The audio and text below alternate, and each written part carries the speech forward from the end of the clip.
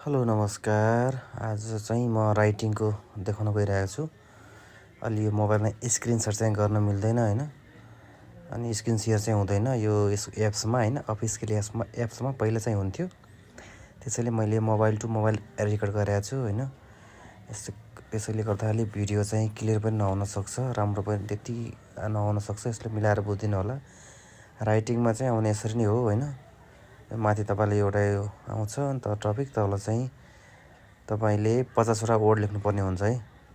Space गर्ने मात्र word आउँछ, नत्र वर्ड काउन्ट हुन्छ त हुँदैन है। मिनिमम 50वटा वर्ड लेख्नुपर्ने हुन्छ 15 मिनेटभित्र।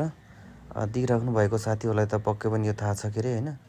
नयाँ जति हुनुहुन्छ दिने सोचमा हुनुहुन्छ क्याम्ब्रिज अफिसियलको एक्जाम, यसको लागि तपाईहरुले चाहिँ यसै गरी नै दिनु होला है।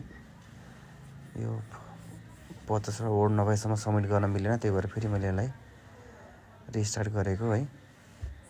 अनि यसै गरी गर्नु होला। तपाईले मैले देखाउन खोजेको पार्ट 1 पार्ट 2 आउँछ। पार्ट 2 मा पनि यसै गरी लेख्ने हो। त्यहाँ पनि एउटा इमेल मेसेज लेख्यो भन्छ हैन। तपाईले मेसेज रिसिभ गर्नुभयो अथवा टपिक देखाउँछ, यसरी नै इमेल लेख्नुपर्ने हुन्छ हैन। इमेल अथवा मेसेज साथीले लेख्नुपर्ने हुन्छ हैन, लेटर। यसरी गर्नु होला।